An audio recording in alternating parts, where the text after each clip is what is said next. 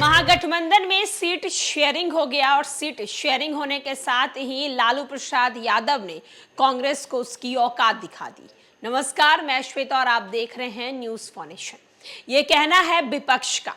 एक तरफ जहां विपक्ष महागठबंधन के सीट शेयरिंग को लेकर कांग्रेस पर लगातार तंज कस रही है, तो वहीं दूसरी तरफ पूर्णिया सीट को लेकर कांग्रेस और महागठबंधन यानी कि राजद के बीच सब कुछ ठीक नजर नहीं आ रहा, क्योंकि कांग्रेस नेता पप्पू यादव पूर्णिया सीट छोड़ने को तैयार नहीं है और राजद अपने कोटे में पूर्णिया सीट को अब ले ली है। एक तरफ जहां विपक्ष महागठबंधन के सीट शेयरिंग को लेकर हमला बोल है, तो वहीं दूसरी तरफ सुशील कुमार मोदी ने तो यहां तक कह दिया है कि महागठबंधन ने यानी कि राजद ने कांग्रेस को उसकी असली औकात दिखा दी। गठबंधन के सीट बंटवारे पर बीजेपी ने तंज कसा है। पूर्व डिप्टी सीएम और बीजेपी के वरिष्ठ नेता सुशील मोदी ने कहा है कि संसदीय चुनाव के पहले चरण की प्रक्रिया पूरी हो गई। तरफ लालू प्रसाद यादव, उद्धव ठाकरे एक तरफा टिकट बांटकर कांग्रेस को उसकी औकात भी बता रहे हैं।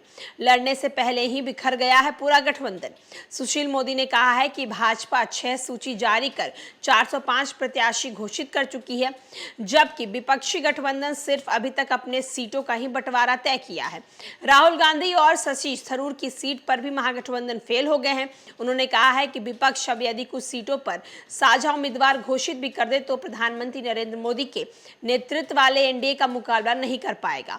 महाराष्ट्र में कांग्रेस और एनसीपी पवार से बात किए बिना उद्धव ठाकरे ने जैसे 17 उम्मीदवार तय कर दिए, वैसे बिहार में लालू प्रसाद यादव ने कांग्रेस और वाम दलों को कहीं न कहीं किनारे कर आधे टिकट जो है वो बांट दिए पहले ही।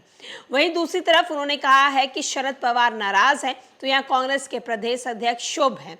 उन्होंने कहा है कि बंगलुरु से दिल्ली तक जिस गठबंधन के गुब्बारे में हवा भरी गई, वो आसमान में सुराख कर देने के दावे किए गए, वो गुब्बारा फुस हो गया। अब की बार एनडीए 400 का पार लक्ष्य कर लेगा। बिहार में महागठबंधन सीट बंटवारे हो चुके हैं। इसके मुताबिक आरजेडी को 26, कांग्रेस को 9 और लेफ्ट पार्टियां 5 पर चुनाव लड़ेगी।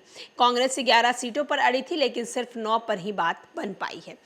तो एक तरफ सीट बंटवारे को लेकर महागठबंधन ने कल बड़ा ऐलान कर दिया और इस ऐलान में जहां एक तरफ कांग्रेस 11 सीटों को लेकर लगातार मांग कर रही थी, तो कांग्रेस को इस बार 9 सीट दिया गया है।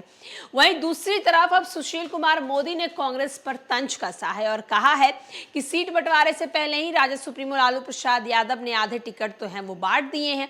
अब रहा सीट बंटवारे को लेकर, तो सीट बंटवारे में भी जो कांग्रेस को सीट मिली है, और खास करके अगर हम पूर्णिया की बात करें, जिसके लिए पप्पू यादव ने अपनी पार्टी का विलय कांग्रेस के साथ किया है, वो सीट राजद अपने कोटे में रख ली है।